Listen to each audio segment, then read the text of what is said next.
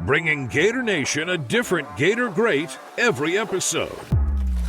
This is Jabari Gaffney. You're listening to the All for the Gators podcast. Hey, I'm Earl Everett. You're not a Gator, you're Gator bait. This is Bo Carroll. Hey, I'm Rita Anthony. This is Chris Rainey. This is Cedric Faison, a.k.a. C4. This is Jack Jackson. Go Gators, the real number one. Hey, man, this is Chad Jackson, and you're listening to All for the Gators, man. Here, go Gators. Hey, this is Jeff Chandler, the all-time leading scorer in Florida football history. This is Tony George. Go Gators. Hey, guys, this is Jarvis Moss. Go Gators. Johnny Rutledge here, and you are listening to All for the Gators podcast. This is Ben Trooper. You listening to the All for the Gators podcast. This is Chris Doring, and you're listening to the All for the Gators podcast. And we're back, the All for the Gators podcast.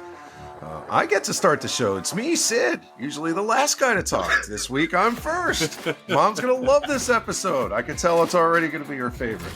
What's Mom's name? My mom's name is Nan. Hi, Mom. Nan? Yes. Okay, so instead of referring to her as Sid's mom, we're just going to say our number one fan is Nan. All right. Yeah. She is going to love this episode. Okay. And he did get the podcast name right, which is nice. I did. That was my big chance to shine. Watch out. This could be a Wally Pipp situation. You passed the test. You know, I was thinking, and yes. I don't think... You don't think very often? No. So it's... When I do, it's pretty important. No, I was thinking that we don't really get too intimate with our stories as alumni. You know, we dig in with the guest, and that's probably what the listeners really want to hear. We do have good guests. Well, we've heard your flag football stories. We've definitely got a few of those. Well, I got to pepper those in, you know. Come on.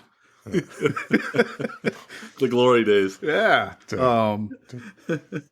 But as far as we go, they don't really know too much about us. So, once again, we have John, Andy, and Sid. We're all buddies. We grew up together. We went to UF together. We were there between 96 and 2000-ish. Andy, what's your first Gator football memory as a Gator? I remember the first game, first season as a freshman. You know, remember, you know this, right? We were South Florida guys. I moved to Florida in 87, and we were Hurricane fans. That's right. Quite honestly. And it was like, kind of going into that, it was like, how's this going to work? Am I going to balance? What's going on? And I was like, at least you already knew not to like the Seminoles. Well, yeah, that was easy. That was easy. That was easy. Yes. But I'll tell you, it was like probably, 10 seconds into the first Gator game. I'm like, yep, here I am. It just, the energy. Miami who? Yeah. Yeah, it was all Gator from that point on. At that place, it was unbelievable. I will never forget that first game and just being in that atmosphere and like, this is the real deal. Sid, what about you? Well, I actually remember better. In my senior year, I actually had an internship with the Athletic Association, and I got to be on the sidelines during the game. Oh, and look at you. Oh, yes. And I vividly recall a friend of the show, Jabari Gaffney, running down the sideline, running past me for one of his 70-yard touchdowns and the stadium erupting with me being on the sideline. I got to hold the cable for the camera operators who were the Gator Zone for the Jumbotron. Really, really cool job. Awesome. Yeah, actually got paid to sit on the field, $50 a game. That really helped a lot. You remember Hungry Days in Gainesville. Sure. Yeah, but very cool. But literally on the sideline. So, of course, it was really cool to, be in the stands, but that's a totally different experience. And, yeah. I'm going to piggyback off Andy's story. Like he said, we were Hurricane fans growing up. I mean, we grew up in South Florida during the mid-'80s. The Hurricanes were winning the national championship every other year. And I remember Andy went up first after we graduated, and I went to community college locally. And I remember telling him, because the plan was, as soon as I graduated community college, I was going to transfer to UF, and do that deal. And I would tell Andy when I talked to him, listen, I know I'm coming up there, but when it comes to football, I'm a Cane through and through. Yeah. Andy'd be like, okay, okay, yeah, sure. You wait, you'll see. Good luck with that. And I was adamant about it. You were? Until, like Andy said, my very first football game, walking through the tunnel at Ben Hill Griffin Stadium out and seeing the field and just feeling the electricity of the crowd and the other students in the student section and, the eruption at kickoff. And then it was just in my veins. And that was it. Yep. It's a special place. Do you still like the Canes at all or no? No. There's not a soft spot in your heart for the Canes? Just when they're playing Florida State. Yeah. Okay. I used to like Penn State. That's where my dad went to school. Okay. And I remember one of the earliest college football memories of mine was Penn State actually beating the Canes for the championship. Oh, yeah. That's when the Hurricanes showed up in their Army fatigues to the press conference with Vinny Testaverde, all pompous and confident, and then Penn State went out and whooped them, right? I think he had 5 interceptions, if I remember correctly. Wow. See, I know my Canes history still. The other thing that stands out was, that was fall of '95, right? So we had a pretty good team that year, and that was back when we used to play. The first 2 games were pushovers, right? They were cupcakes, St. Mary's for the blind, and whoever else we would play. But that third game was Tennessee. Always. And I remember people that don't know, you had to get your tickets. You'd send someone to the ticket box whenever they, were starting to hand them out to students with all your Gator 1 IDs, and they'd get all the tickets and try to get them together. So that particular game, we ended up with seats. It was pretty close to the field. I want to say probably, 10 rows up maybe in the end zone. Corner end zone, and it was the side where Tennessee was warming up. And I remember when I saw Manning, I was like, okay, this is a different guy here. Like, he's taller than his line. Like, one of those, it was like, okay, this is real football time. This game's going to be good. But as a reminder, he never beat the Gators. He did not. Yeah, it didn't work out for him. But he was legit. Sure, I think so. I mean, he did pretty well, I would say. Yeah. And you know who else is legit? Our guest today. All right, gentlemen. Today marks another first. We've had some 96 national champs on. We've had some 06 national champs on. But today we have our first two-time national champion. Hailing from America's oldest city, St. Augustine, Florida, where as an all-county and first-team all-conference running back kick returner, he led his St. Augustine High Yellow Jackets to a state championship his senior year in 05. After graduation, he took his speed, quickness, and elusiveness just a bit south to Gainesville, and as a Gator would run some track, playing 50 games in the orange and blue, go on to destroy kick returning records left and right, and help add some major hardware to UF's trophy case. Gator Nation, I present to you one of the GOATs of Gator special teams, first team All-SEC, 2-time All-American, 08 Special Teams Player of the Year, 09 Team Captain, 2-time SEC champ, and 2-time National Champion with number 25 on his chest, UF Hall of Famer, Brandon Keith James. Appreciate it, man. Appreciate that, man. Wow. That's big time, man. That was big time, man. Appreciate that, man. Brandon, so cool to have you on with us. Such an honor. You were a problem out there returning those kicks, but let me ask you, with Leak, Tebow, Harvin, the monsters we had on D, do you ever feel you're the most underappreciated part of those championship teams? I never look at it that way. One thing that me and Spice kind of talked about when we were at the Hall of Fame was I was kind of surprised that, it would get the recognition that it did, some of the stuff that I was able to do. But I kind of never looked at it like that because I was always into winning. I always wanted to win as much as possible. So however I can contribute, however I can get out there and do that, I was always willing to do it. So I kind of never looked at it that way. John said you played in 50 games as a Gator. That's a lot of games. With the transfer portal and NIL today, do you think that'll ever happen again for one school, one player? I don't think so. I think kids are too bought into themselves and not the, not the goal that the team is trying to achieve. You know what I mean? I think kids are chasing different things. I think they're going about it the wrong way. We were all bought into, 06 coming in together, sticking together, trying to win together. And then, we were having to win our first year. So that just killed it for us as far as just the standard of trying to, achieve big goals or big things. So that was never a thought for me, but I think it's tough now. It's a whole different ball game. Yeah, it is. You're back in Gainesville in 06. Who are you signing your NIL deal with? Whoever has the most money. There you go. Good answer. Correct answer. See, those Florida guys are smart. So, coming from St. Augustine, just 75 miles away, were you always a Gator fan? Was this always the plan all along?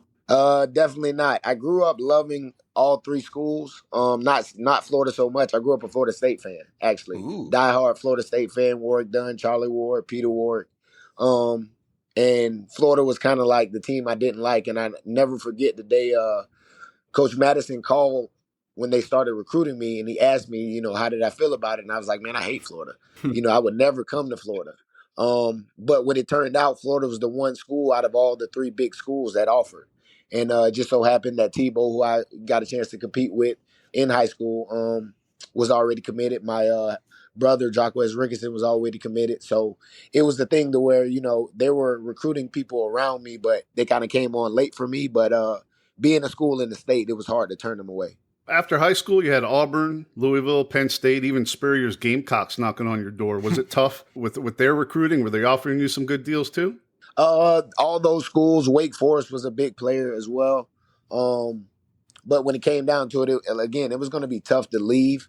And then the recruits that Coach Meyer was putting together, again, I came from a winning program at St. Augustine.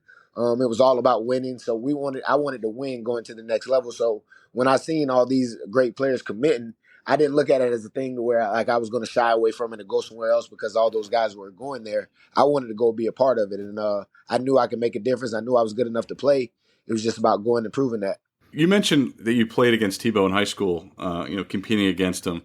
Did you know back then that he was going to be special at the next level, and that's kind of why you followed him, or kind of what did you see from him?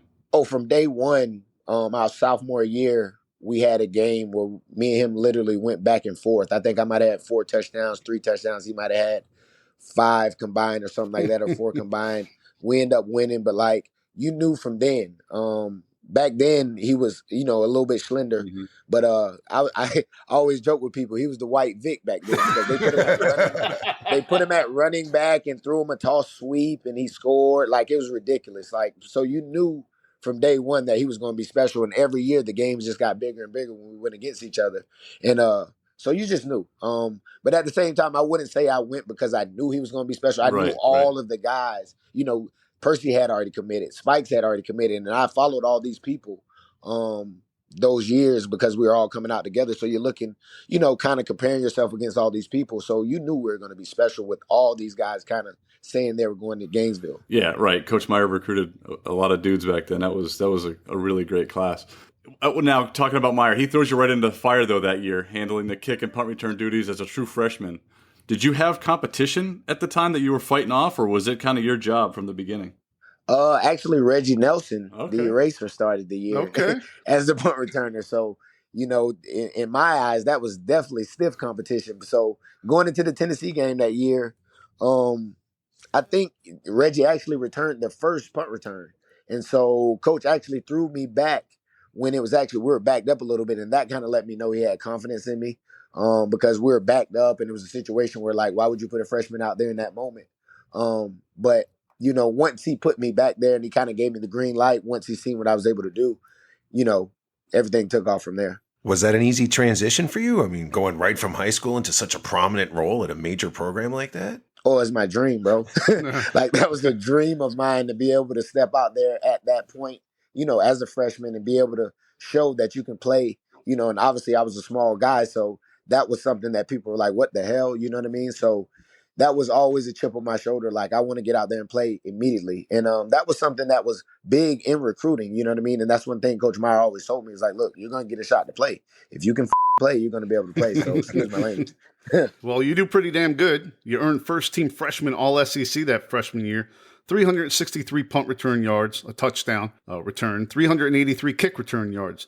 So even though you come right in and perform, what's a young, inexperienced Brandon James learning out there that first year, and maybe from who? Definitely the speed of the game. I'm learning from all the older guys, all those seniors, man, that year as far as, B-side from Steve Harris to, Reggie Nelson to, Deshaun Wynn, all those guys, they did such a great job of showing us what college was all about. So week to week, we were prepared, but you still got to learn, right? You still got to go out there and do it. You still got to go out there and test yourself against all this speed. So you're just learning on the fly. But, at the same time, it was an easy adjustment, man, because I was always driven to be able to just compete and be able to live up to whatever, is put in front of me. So, I was ready for it. I felt and then, from week to week, you just had to kind of, whatever was, in front of me as far as whatever role I had, I tried to just make the best of it. So you make it to the SEC championship game that year, beat Arkansas 38-28, and Gators go from number 4 to number 2 in the nation. So what was your first taste of that college championship atmosphere like? Well, going to that first SEC title game, that was big. I mean, going against Arkansas, you got Run DMC, and they're doing the whole Wildcat stuff and all that stuff, and that was a big game. They had all kind of guys defensively that were big time prospects. So that was my first big moment of kind of that taste of it. And so when you win that game and come out, and then we had a freshman, Percy Harvin, who was the SEC player of the game, and that just made me even more like, yeah, we can do it. You know what I mean? Because me and Percy were like brothers. So, roommates all through college and all that good stuff there. So it's like when your brother's out there competing and we're competing every day, driving each other, you see him have that moment. You're so proud. You're so happy for him. But you just know, man, even though we're freshmen, we're right here already in these big moments and we're able to compete. Let's take it back a little earlier that season against Western Carolina. We were talking in our intro about, our experiences, our first experiences kind of in the swamp as fans. That game, you explode for 155 punt return yards, a 77-yard punt return for touchdown, which was the first one since Lido had done it about 6 years earlier. Do you remember how it felt to take it to the house in the swamp and scoring that touchdown, what the crowd reaction was? Like, what was that moment like for you? It was big because that was the first one of the year that actually counted. And so that was big, because all those returns that I had against Georgia and against Tennessee, they were big plays and people remember them, they're highlights, but it didn't actually count. So that one did. And, again, that was a big day for our special teams unit because we were giving our offense great field position all day long. So, just to be out there as a freshman again, man, and, the crowd and everything like that. Because again, man, those big moments in those big stadiums, you grow up watching those things, man. So it was big for me. It was a humbling feeling. And again, you always want to live up to it because after that Tennessee game, it was like, even though you were a freshman, you had to go out there and make a play because everyone on the team just felt like you were going to do it every time you step back there. So it was a humbling feeling to go out there and still, show and prove. Speaking of adrenaline and being pumped up, I saw a meme actually today on Instagram of Kobe. And it said that he would listen to the Michael Myers theme from the movie Halloween pre-game to get him in the zone and get that killer instinct. Yeah. What's B. James rocking in his headphones pre-game to get you pumped up like that? Some of everything back then, man. Forrest Wayne, I think it was Jeezy back then we were listening to a lot. Mm-hmm. But, the music was just something to really just kind of get you to it. I think for as guys like myself, Tebow, Spikes, Percy, we were kind of already driven like that. And someone like Kobe was too, because that's my favorite player of all time, favorite athlete of all time. So, I think even a guy like him, we're listening to things like that just to mellow us out really before the game, even though it's some kind of crazy music that may be pumping you up. It's really to mellow you out and just get you to those moments because you're so amped up, ready to go. See, it was meant for me to see that today and bring it up. Oh, yeah, 100%. Kobe, my favorite athlete of all time. You know what I mean? Sure. Just, everything about him as far as his dedication to the sport. And then, obviously, he's a 5-time champion and all that good stuff, man. He's one of the greats to me. All right, so talking about champions, January 8th, 2007, Glendale, Arizona. Number 1 Ohio State versus number 2 Florida. Back then, no one was giving you guys a chance to win. We had Earl Everett on, and he gave some great stories and perspective from right before that game.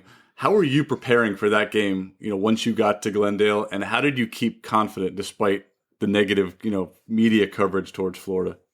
Man, when you're around all the guys that we're around as far as just the older leadership, they were so confident. The defense was so confident. And, obviously, you knew how the defense was for us, the D-line and all those guys we had over there. And when you're around all that confidence, you can't help but be confident yourself. And you got to remember, I'm just a freshman, even though, my responsibility is punt return duties and I played a little offense or whatever the case may be. I'm just a young freshman enjoying the ride. So you're following their leadership and they're so confident. When we're doing media day and all that stuff, I can just remember Kenneth Tukes, one of our seniors that year, telling the guy we're going to beat him 99-0, and the guy was laughing. He had a dead straight face like, no, I'm serious. You know what I mean? And all that stuff just played into the game. Like, we knew people were up against us, but we weren't seeing none of that at all. Because, coming from the SEC, we knew what we were. You know what I mean? So we knew we just had to show it that day, and I guess it played itself out. You walk through the tunnel and onto the field there at University of Phoenix Stadium. Take it in the moment before the game. What exactly is going through your mind? I mean, literally, before the game and even up until that moment, I mean, I'm literally a senior in high school watching this same game last year, and now I'm on the field about to play in it. So all that stuff was kind of surreal. All that stuff was kind of setting in right before the game, but then you got to go out and play. You know what I mean? So it's just about not letting guys down, trying to stand up and live up to whatever the expectations are as far as the special teams unit, as far as myself, and make big plays. One big dream of mine was always to score in the national title game and make a big play in the national title game because, again, that you grew up watching all of that. So you just want to go out and play at that time. Let's talk about that. Ginn takes it back on the opening kickoff. Gator Nation is deflated, right? Yeah. But on the following kickoff, you take it right back 33 yards right into OSU territory, leads to a game-tying touchdown, and it switches momentum right back. Would you say that was the biggest play of that game? I wouldn't. I can't say that, but I would say it definitely played a huge part in the game because the momentum shifted right back in our favor. I wish I could have got it all the way back in because I would have took my helmet off and got a penalty as well. But at the same time, I just think it was a big play for us because, again, it was like, man, you have that confidence. You're talking all this crap. You feel this certain way going into the game, and then the first play of the game, they make that big play, and it's like, damn, you know what I mean? So for us to come back and respond, I think it was big for our team, but I definitely can't say it was the biggest play of the game. Well, speaking of talking crap, so John and I were getting a little obnoxious in an Ohio State bar down in South Florida for the game. So yeah, that Ginn kick was not any fun, but you getting us back in and getting that touchdown, tying it up quickly was kind of helped us a little bit. But the Gators do go on to pound the Buckeyes 41-14. How did you celebrate that night? Man, I don't know what kind of podcast this is, but man, we had a great night. We had a great night, man. And I was just turning 19 at the time. Wow. You know what I mean? So, sure.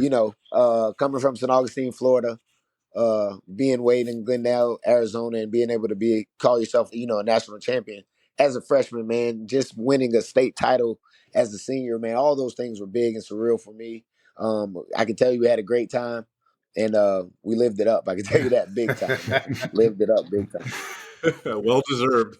Well deserved. We lived it up too, but we were in a bar. Well, it almost got dangerous for us. I don't think he was in any danger. Yeah. No, sir, not at all. Not at all. It was a sea of Ohio State and then a few of us Gators, and we were a little obnoxious. Yeah. Got more obnoxious as the game went on, of course. Rightfully so. Rightfully so. Thank you, Brandon, for that. All good, man. Anything for Gator Nation. You guys know that. So the Gator basketball team also wins their first of their back-to-back national championships in 2006, just a few months later. So you get to go celebrate with Noah and Horford and those guys as co-champions, top of the world together at that time there.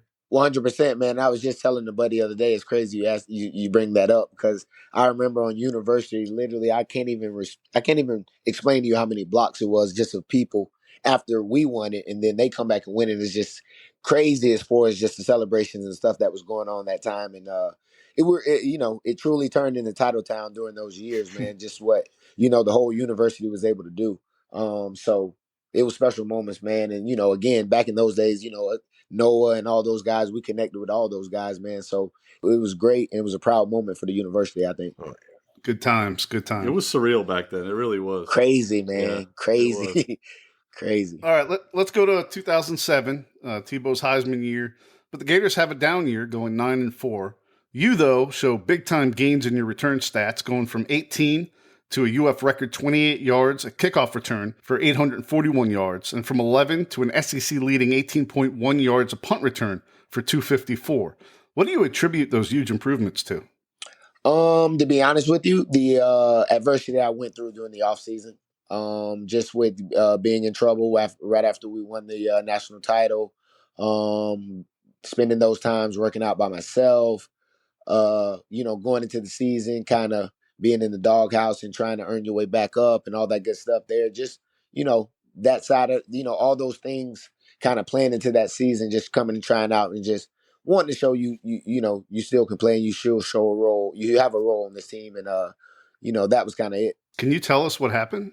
I had a marijuana possession when I was in college and, it was basically a part of a sting operation. And, I was suspended and, during that time, Coach Myers suspended us, and it was all kind of stuff going on as far as you had to work out by yourself and earn your way back on the team and all those good things. So it was a big moment in my life, I think, that played a huge part in me kind of growing up and maturing and realizing that, look, you're on a way bigger scale. And you need to watch, what you're doing, who you're around, and how you carry yourself. And, it kind of shaped me, and it definitely shaped me to who I am today. What was the process to get back? Was that a coach's thing, or did the coaching staff leave it up to the other players, or how was that? Oh, that was totally Coach Meyer. It was totally a Coach Meyer thing. And, again, it was something that, looking back on, I'm thankful for it. You know what I mean? Because it made you appreciate the things that you had worked so hard for. And made you appreciate where you were at. And so, from that moment on, I kind of, again, like when you asked that question, I had to bring that moment up because that kind of made me realize that, look, you got one shot at this, you better take advantage of it and you better not screw it up. You know what I mean? So that's how it kind of played out moving forward. Yeah, well, you definitely took advantage of the situation and learned from it and improved. And that performance earned you first team All SEC, second team All American.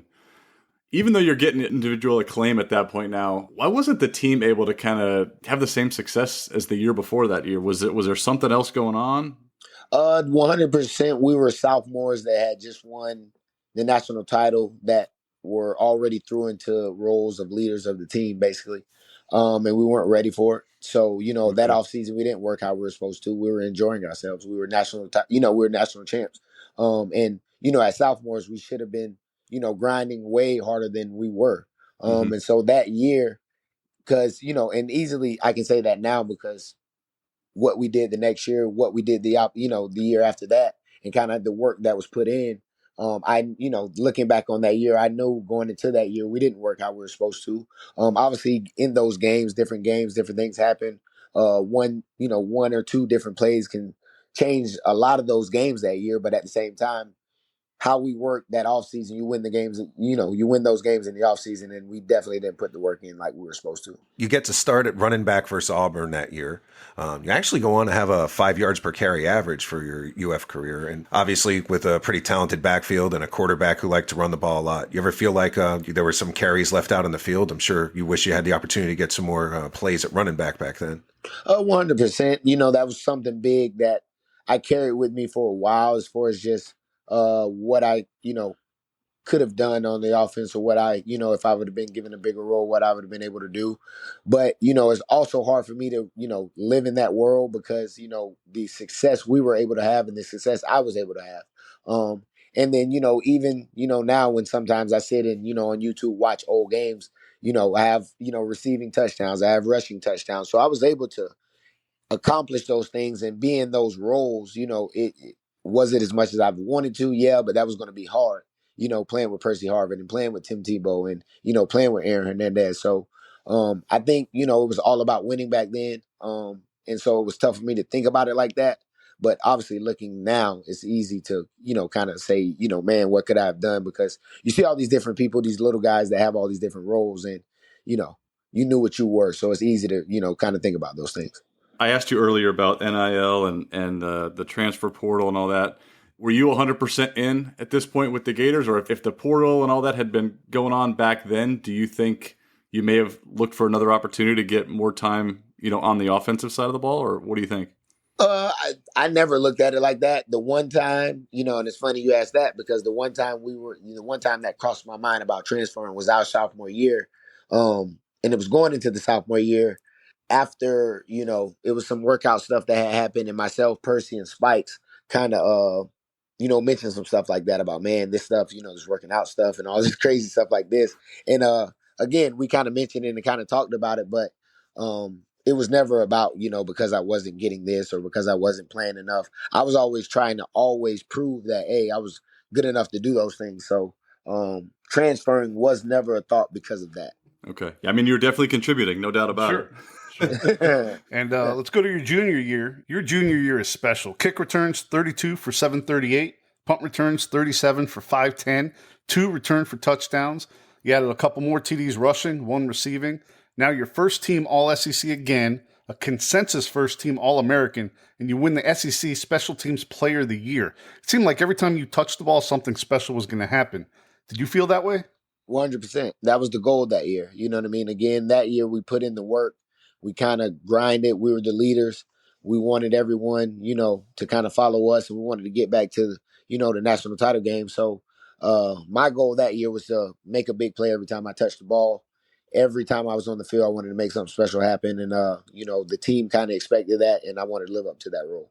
Your 78-yard punt return you had against Tennessee for a touchdown, that was the fourth of your career that tied you with Quiz.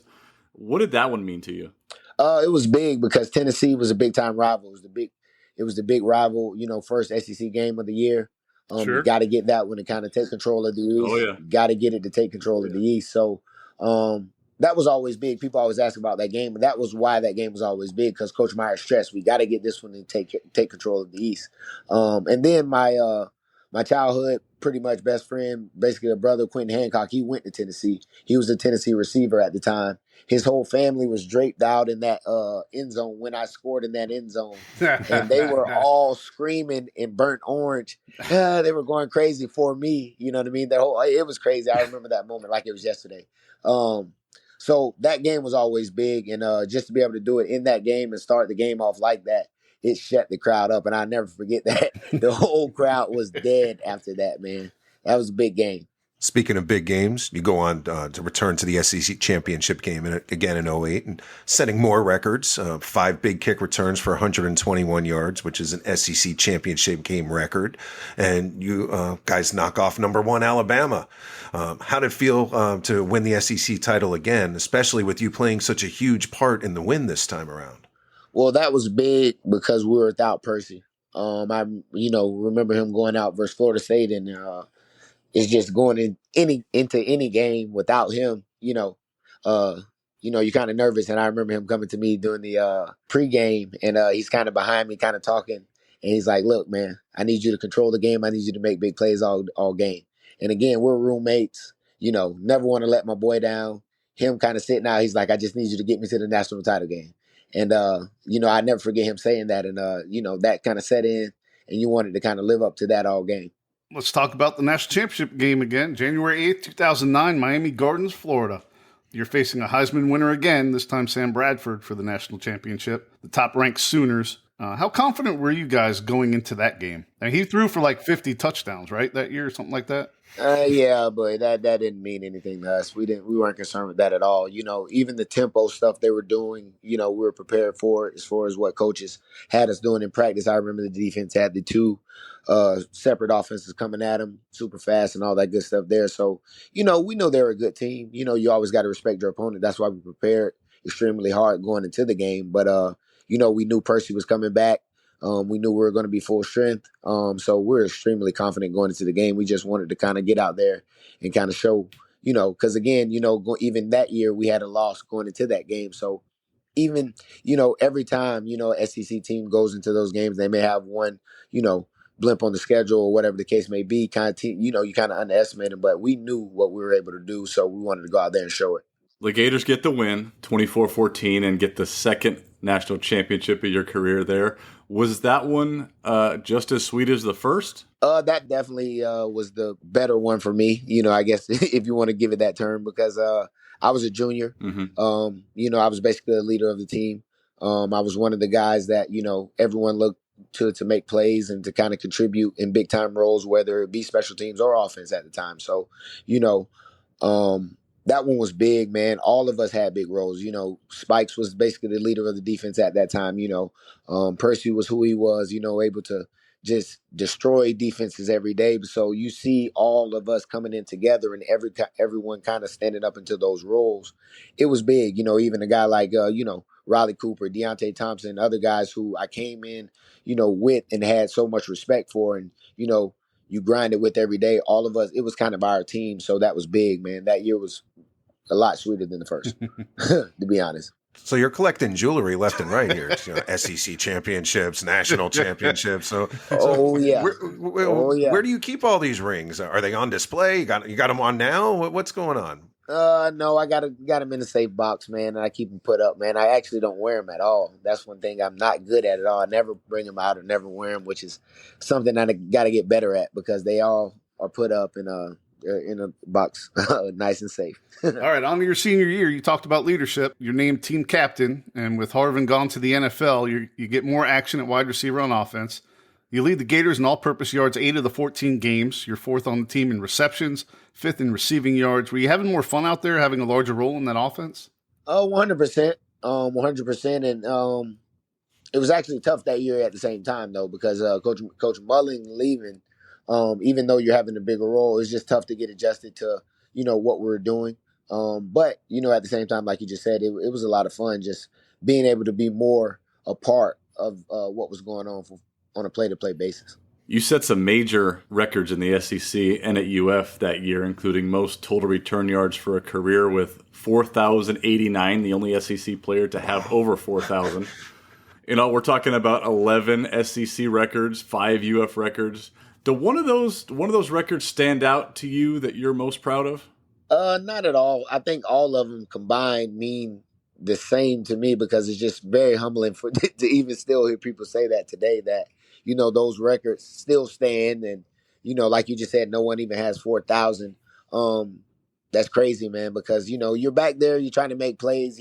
I grew up loving the moment of returning punts, by the way, just watching guys like Dion and Peter Warwick and all these different great. My dad returned punts, and that was a big thing in our family. Like, you step back there, you better make a big play. So it's just one of those things, man, right? All of them put together are extremely humbling because, you look at what the SEC is today.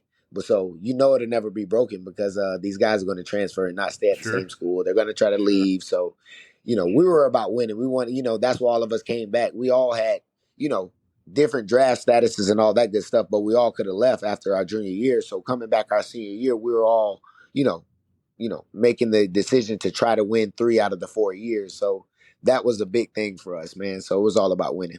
You mentioned your dad. He played college football too, right? Sanford, and was that in Alabama? Yep. He played for Terry Bowden, Jeff Bowden. Jimbo Fisher was actually his offensive coordinator. So, I grew up just a student of the game, man, learning from him and, wanting to be better than him. And he was actually a guy that probably could have played Division I football. But back then, there were plenty of Division I guys in 1AA ball. So, sure. He was a great player. He was All-American as well. So. You get to the SEC championship for a third time. Gators are undefeated going in, facing Bama again. And you actually had a team leading 108 all-purpose yards before getting hurt in the second quarter on a punt return. Of course, the Gators do go on to lose without you there. I must have been awfully frustrated to have your season end that way. What's your memories of that game? Yeah, that moment always is tough because that was a game that I always feel like, people look back and say, oh, they beat us. But, like you were saying, I was having a very good game, and I felt like if I would have stayed in the game, I could have made a big difference. The game I was having, and even looking back at that punt return, feeling like I could have made a bigger play at that moment. So even now as a, 35-year-old man, you still think about those moments like, damn, I could have changed the game. I could have done this, and we might have been able to do that. So just losing and being hurt, and just all your dreams going down and being shattered because we were already making plans like, man, we're going to Cali and this is happening and all that good stuff. Like, we're about to win 3 out of the 4. We're going to be the greatest team ever. Like, literally, man, we're already making plans. So just for it to end that way, man, it was tough. It was tough, and it was a lot to deal with at the time. But, God doesn't put you through anything for no reason. So, you come out of it a better man at the end of the day. It's a good segue into my next question. You had so many accomplishments at Florida. Looking back, was there anything you didn't achieve as a Gator that you wish you would have that you still think about today? That national title. Yeah. That national title, 100%. Yeah. There's nothing, individual, no individual award or none of that would mean more to me than right now being able to say that we won 3 out of the 4 years we were there. With it only being 3, national title teams in UF history and us being 2, us winning 2 of them. Yeah. At the same time, being able to say you won 3 of them, that would have been big, man. So that's the one thing that I look back on and wish we could have been able to do. Did the FSU games mean anything more to you? Growing up as a diehard fan of Florida State when you got to play them, was there anything there, or was it just another game? It was definitely a big game just because they didn't recruit me as well, and that was a team that I grew up loving. When we played Miami, that was a big game because they didn't recruit me, and that was a team that I grew up admiring and liking all their players and all that good stuff. So, 100%, that was always a game you checked off. Now, once we start playing them, like I guess after my sophomore year when they were terrible, it wasn't a big. It didn't have the same merit because you knew they weren't good. So, it was kind of like you were beating on your little brother. It got to be. Go ahead. Yeah, I was saying it was still fun for us to watch you beat them up. It was fun beating them up. Like you weren't going to take anything off of it now, but it just wasn't the same. You knew going into the game, it wasn't going to be a fight. You know what I mean? Like going against Georgia, going against LSU, all those games. You know it's a fight. You know what you got to come out and do. So you knew you weren't getting that from those guys. In 2021, you're inducted into the UF Athletics Hall of Fame with Tebow and Spikes, your buddies. What was it like to find out that you were being inducted, and how special is that to you? That's extremely special, man. Finding out, Spikes actually ruined it because he called me after he found out. And he kind of told me, and I was like, man, you're lying, man. Get off my phone. I cussed him out and everything. Like, man, quit playing with me. I don't got time. I think I might have been getting ready to play, because I'm a high school coach, so I was getting prepared for something like that, for a game or something. Like, man, I ain't got time to play with you. And I hung up on him. And I guess like the next day or something, I got the email. And I'm like, damn, he wasn't lying. And, so again, it was a surreal moment, man, because, being a punt returning, that kind of being the primary role, I didn't think anyone kind of respected, even with the yards and everything like you guys say, I didn't think it was a thing to where you would, be able to be put in the Hall of Fame for stuff like that. You know what I mean? So going in with those two guys as well, man, it was extremely big. It was extremely special for me and my family. Because everyone was able to be there, my son and my dad, and my two brothers were there, so it was something special, man. And it was, hopefully it could inspire them to kind of do the same things, and being able to share moments with people like that, that makes it even better. Did you do the speech, like that whole thing? Oh yeah, they get you up front, and you gotta, answer questions and all that good stuff, and it's fun, man, because Deontay Thompson came down, and me and him are basically still like brothers today. Keyshawn Moore came down, Lewis Murphy came down. So all those guys came, the brotherhood is still there, man, because we were able to do such great things together. So they're happy for you as well. So you got those guys in the crowd. And again, you got Tebow and Spike sitting there who you're going in with, who is, UF royalty, who is football royalty, college football so royalty, are you, in my opinion. So, so are you. I mean, Tebow on offense, Spike's on defense. And you were the special teams GOAT, man. You're just as royal. Yeah. Appreciate that, man. Appreciate you, man. We do got to improve the notification, though, man. It can't be getting emails, man. We got to do something. We got to get better. Well, no, because I got the email before she called or something like that, and it was crazy though, because again, I remember Spike saying at first, I'm like, man, quit bull, man. I ain't got time to play. Like, I'm not, you know what I mean? Because Spike is a fool. That's right. His thing. He wants to clown and play around. So I thought he was joking, and he's like, dude. Why would you think I was playing? You don't think you know what I mean? So I was like, bro, I didn't know. Looking back, obviously there's lots to be proud of, Hall of Fame, records, accolades. But what plays on the field stands out when you think? What's your most proud moment on the field for you? Definitely, being out there as a freshman, that first Tennessee game, and that being a big game. That return that didn't count was a big moment in my career. Because I remember being hurt going into the season, and early in the year, you're like, man, I still don't know. Will I be redshirted? What are they going to do?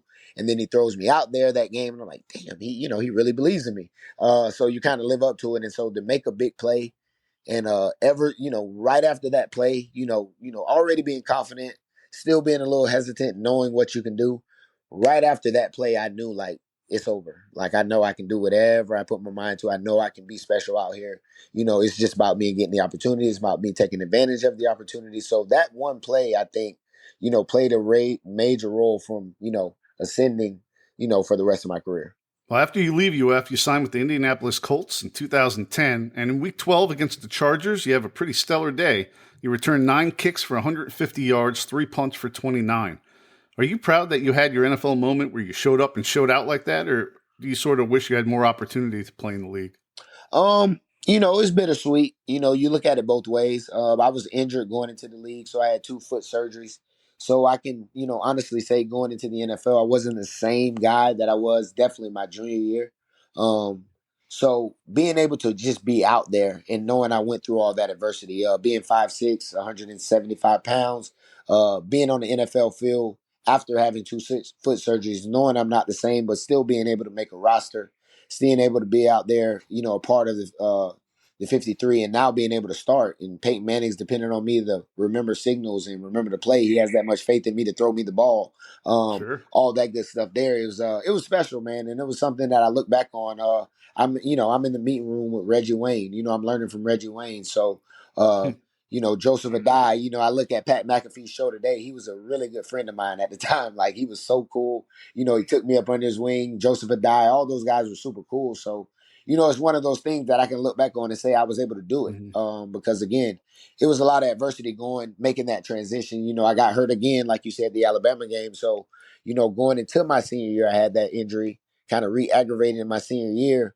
And then now you got to hurry up and get ready to kind of go into the draft. So you weren't able to go through the combine and all that good stuff there. So, there's a lot of ways you can be bitter with not getting drafted and all that stuff. But again, making that roster, being a part of that, being able to meeting rooms with Peyton Manning and all that good stuff there was a special moment. And, I had my time, because again, I had a moment in the preseason where I had 3 touchdowns as a receiver. So, me not always being a receiver and being able to make plays like that, it's easy to look at it both ways, but I always look at it as like, look, man, coming from where I come from, a lot of people weren't able to do those things. So it's something I tell my guys today as I coach, like, look, man, you got to be special. And if you're willing to be special, I can show you how to do it.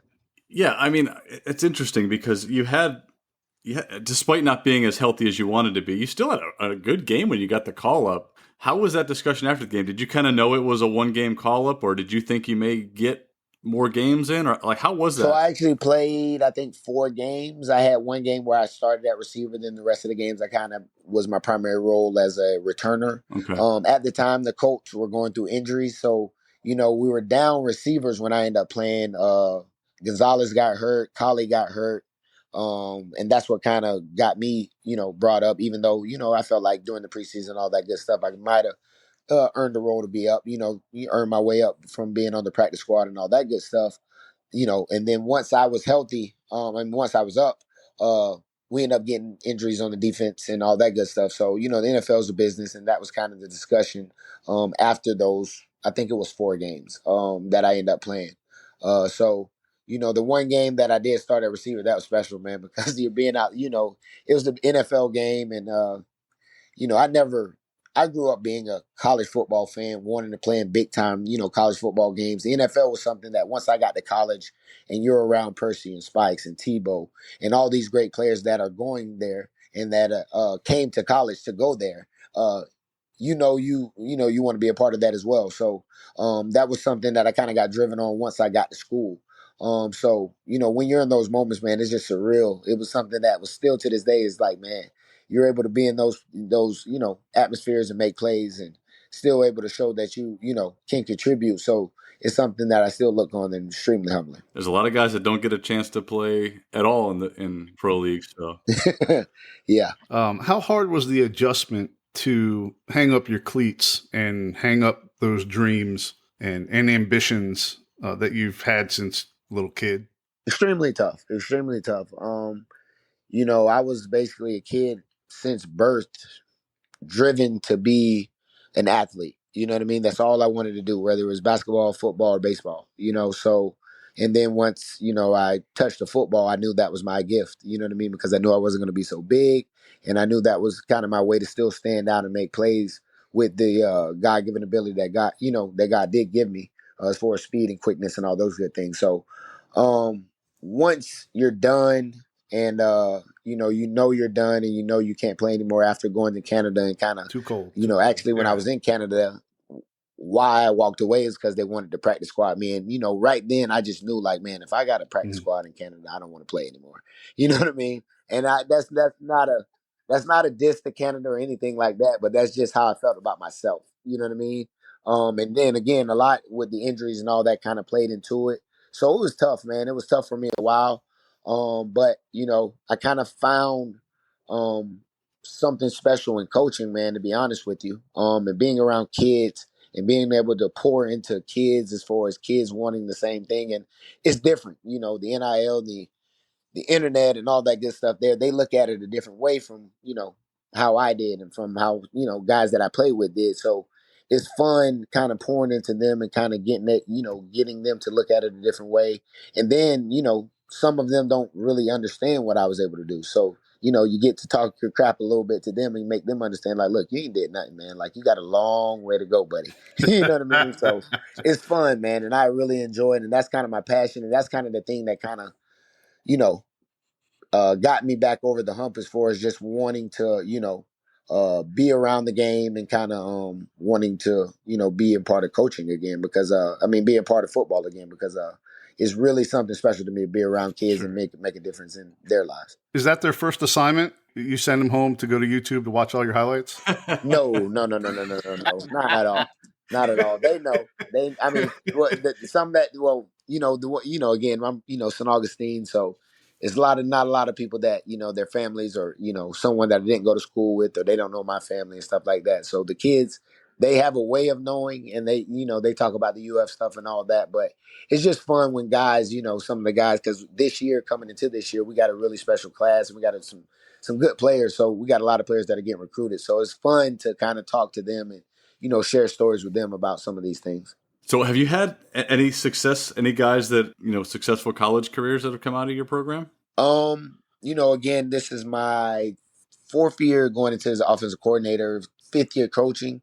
So, are you at your alma mater? Yeah, St. Augustine High School. Yep. Okay. Yeah. So it's been fun, man. It's extremely fun, man. And, you know, again, we've seen guys, you know, guys who went to USF. We have my quarterback, off of our 2020 team that we went to the Final Four with. He's at Valdosta State. He's a great player. He'll start this year. This year will kind of be the first year where, you know, a lot of guys that you're coaching are getting looks and, you know, from big schools and all that good stuff there. So it's exciting, man. It's, you know, it's humbling because, you know, you played a part, you played a role in that, but it's exciting for them. So, you know, it's time to get out there and go play because we got to live up to it now. I tell them that all the time, all that star stuff, and they're looking at their offers. You got to go play now, buddy. You ain't got time to freaking tell people how many offers you got when that whistle blows. Are you using any coaching strategies you picked up from your time in Gainesville with these kids out there? Oh, 100%. 100%. You know, I would like to think, you know, I got a little Coach Meyer in me and a little Mickey Marotti in me. And, you know, definitely, you know, I can't speak of coaching without speaking of my high school coach, Coach Joey Wiles, because just growing up, admiring the program from before I got there and then, you know, watching how he carried himself within a program and then going to college and being around Coach Meyer, you know, those two individuals and then my offensive coordinator, Coach Jim Sauls, I think, you know, him and Coach Wiles and then Coach Meyer, Coach Mickey Marotti and Charlie Strong, you know, a lot of things in a lot of ways they carry themselves and a lot of things they say and do around players. You know, I try to, you know, bring it to the table as far as myself, but at the same time, I'm myself at all times. And that's why I think, you know, a lot of kids respect it and love being a part of what we got going on at St. Augustine because they know it's extremely authentic and, you know, you got to just work every day. Next month, that Swamp Kings show comes out on Netflix. Are you any part of that? Get your popcorn. Oh yeah, I'm all on it. I'm all on it. Yep. Is there anything you could tell us about it? Pretty much just tune in, man. It's gonna be big. It's gonna be big. Again, man, I don't think, you know, there's, you know, a lot of people are looking for like all these big stories. Dude, man, we're just college kids. You guys were in college. You guys were at UF. You know how it is. You know what I mean? We enjoyed college. It just so happens we were in this, you know, in the limelight all the time. And I can't imagine if we were in college right now because we wouldn't have made it. Just the stuff we were doing because just how, you know, how soft it is and how you can't do this, you can't do that, you can't be seen doing this or doing that. But we just enjoyed college. Now, we enjoyed it a bit too much. We might have been out during the week when we might have weren't supposed to, or we might have been, we never broke curfew or anything like that. So, but times where we should have been getting ready to work out or times when we should have been getting ready for practice the next day, we were definitely enjoying ourselves a lot of the time. So you're going to see stories like that, but it's nothing crazy. And again, my life story is on there as far as what I just shared with you guys. And that's nothing I'm ashamed about because, again, it's something that molded and made me to who I am today. So, again, I don't think, it's nothing crazy, but you're just going to see everybody together. And that's what's special to me. That's why we all did it. And I wish more guys at the end of the day would have decided to do it, just because, even because I was hesitant about doing it, because you don't know how they're going to take it and spin it or what they're going to do with it. But, exactly. How they're going to edit it. You don't know. Yeah, and that's the scary part, right? Even, sharing what I shared with you guys, you don't know what they're going to take and how they're going to make it look or what they're going to make it seem like. But it is what it is. It's something that happened. It's real life. I didn't kill anybody. It's not a felony, so I'm not concerned at all, man. And I'm not worried about anything that they're going to kind of say. It's just at the same time, you're a little hesitant, like, man, how's this going to look? Are they going to do it the right way? Because at the end of the day, as long as they tell the story that we won 2 out of the 4 years and we were something that college football, we're part of college football history. We're part of the story. As long as they make sure they tell that part, I feel like it's a success. All right, Brandon. We usually end the show with a bit, and we haven't done one of these in a while. We're going to do a Mount Rushmore of Gator kick returners. So who would you put on the Mount Rushmore of Florida Gator kick returners of all time? So basically, who are the other 3? Exactly. That's right. So you're saying, so when we say this, are you saying kick and punt? Or are you just saying kick? Yeah, kick and punt return. Are you saying just returner? Yeah, just returner. So just returner. Just returner. Yeah. Definitely Quez. Definitely Jaquez Green. Even though he didn't really return kicks, returners. Keywan is hard to keep off the list because his punt return ability was crazy back then. Yep. Keywan was doing a lot punt return wise. He's a buddy of mine as well. When I see him every time when we're going to camps and all that stuff, but he was a dog, man. Keywan was a dog. The inventor of swag too, by the way, at UF, because I remember being a kid. Like UF guys, to me, like they look. I didn't like how they dressed on the field, but Keywan brought swag. Don't forget about Jack Jackson now. Come on, man. Keywan, man. Keywan with the one, man. It was different. Okay. So those 2 definitely, and then after that, it's kind of tough. I don't know. I could say, because again, I can't remember how much Lito returned kicks. I know he was a beast at punts. So it's tough after I say those 2, but well, I'm not going to let you put Dion on there. So no. I love him to death. He's a GOAT, but no. All right, you got to pick one more. You got yourself, you got Quez, and you got Keywan. You got Lito, you got Bo Carroll's still out there. Bo Carroll, friend of the Andre show. DuBose was a good returner. I don't like saying guys I didn't really see what what I mean, because again, I remember that name. Yep. I remember Bo Carroll. He's number 2, correct? Yep. Yeah. So he was a beast. But again, DuBose was a beast to me. The Brandon Powell kid was a beast. That's true. So he's still in the NFL, isn't he? Yeah. Right.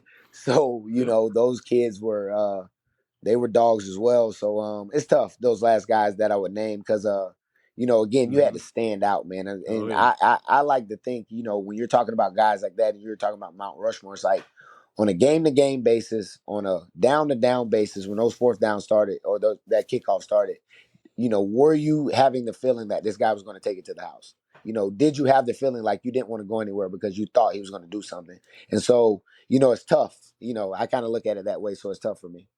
I don't know. We've never had 4 on a Mount Rushmore before. Should we just put one? Because I do a graphic for the show. Brandon's our first 2-time champion. He gets 2 spots on Mount Rushmore. That's the solution.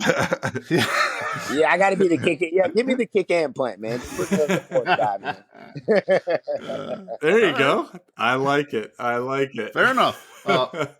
Brandon James, man, what an honor and a pleasure. Thank you, sir, for taking the time to do our show.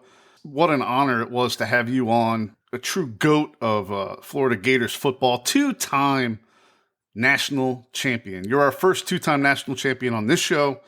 That's something you carry around with you for the rest of your life. And I know that, maybe, your aspirations in the NFL maybe didn't work out, but you couldn't have done much better in college, I'll tell you that. And entire Gator Nation thanks you for everything you did on the field at Florida. So thank you very much, sir, and appreciate your time. Thank you guys, man. Appreciate you guys, man. Anytime and anything for Gator Nation. Definitely go Gators, and appreciate you guys. Our first 2-time national champion guest. Two-time. That's twice as many championships as any guest we've had before. Very humble guy. Definitely humble, especially with how decorated he is, with his success. What a record book he's filled up. Yeah. Good guy. Man. Seems like a great guy to be teaching high school kids too, right? Yes. You could tell he learned from mistakes, and he also learned, what it was like to be at the top and what it takes to stay there, right, with the pitfalls. So it sounds like he's passing that along. Good guy to be a coach, absolutely. Representing Gator Nation well out there. All right, time for our 2 bits. Do I get to go first for this part too? Sure. It's the Sid Takeover show. That's right. It is. Sid is taking over. Careful. It might become a habit. We could do it every time. Nan, turn up that volume. All right, here I come, Mom. This one's dedicated to you.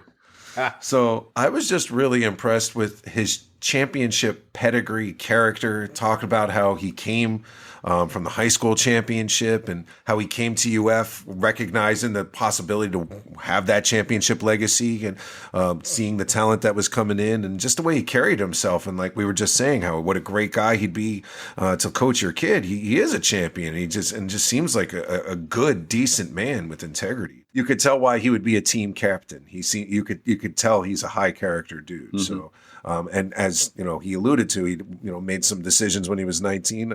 I made bad decisions in my 30s, let alone 19. So I get it. Yeah. So we figured you'd give him a pass on what he got in trouble for. Oh yeah. Oh gosh, poor guy. Expunged that record. Just one thing that stuck out. I mean, all the records and the accolades and the motivation and. He was trained to do it and just a prolific athlete at the college level. And when I brought up that Kobe Instagram, getting that killer instinct, getting pumped up by listening to the Michael Myers theme, he didn't need that, he said. Him and Tebow and Spikes, they were already tuned to be killers on the field. They didn't need any extra motivation. They were ready. They just had to go out there and do it. Yep. And it just shows you what kind of team we had in that time span that probably should have won more than 2 national championships. Yep. But, I mean, I'll take 2. Oh, yeah. Yeah. Not complaining, but it just shows you they had that killer instinct without even needing to be motivated to do it. Yeah, that kind of links to mine. It's the initial freshman year success, right? Winning the national championship right away. And then, the complacency or did it come too easy or something? Whatever went into the sophomore slump and them not working as hard maybe as they should have. Championship hangover. Him getting in some trouble, but then having the down year, him having to recover, get back on the team, overcoming that, and then winning it again as a junior, right? Refocusing and getting another championship. I thought was pretty cool. Not only that, refocusing and coming back with a vengeance. Oh my God, yeah. He improved his return stats. He was, playing running back and receiver, scoring touchdowns left and right. Yeah, he came back with a vengeance. So. Yeah, he did. Special teams player of the year. It was fun to watch, man. He was. I remember. I mean, he was fun to watch. You mentioned it in the interview, right? It's like he was that guy that very versatile. Yeah. Whenever he touched it was like, what's he going to do with it? Is he going to take it to the house? He was that guy, and it was punt or kick. Or at a pitch out or a screen pass. He played wide receiver in an NFL game. He clearly had skills all over the place. But yeah, he was a jack of all trades, very versatile. Yeah, for sure. That's funny how he wrapped it up. He caught passes from Peyton Manning, who you mentioned in the intro. Yes, right. Yeah. Look at that. We tied it up in a nice little bow. Nice little bow. Nice little Gator bow. Good dude. Proud to be part of Gator Nation. So, really good job. And we brought you another UF Hall of Famer. How about that? Well done, super producer. More friends of the show by the week. Loving it. Can't wait for the next one. That's right. And you can stay up to date on who's scheduled to be on the show. Where? allforthegatorspodcast.com. 4 is the number 4. I've been there. Oh, yeah? It's a great site. It's about time. Very impressed. I have too. It's good. I may not have the social media presence, but I can go to a website. That's right. You can see a picture of our number 1 fan there. That's right. Nan, I hope you enjoyed it. That's right. All right, guys. We'll do it again next week. Another great show. Go Gators. Go Gators. Go Gators.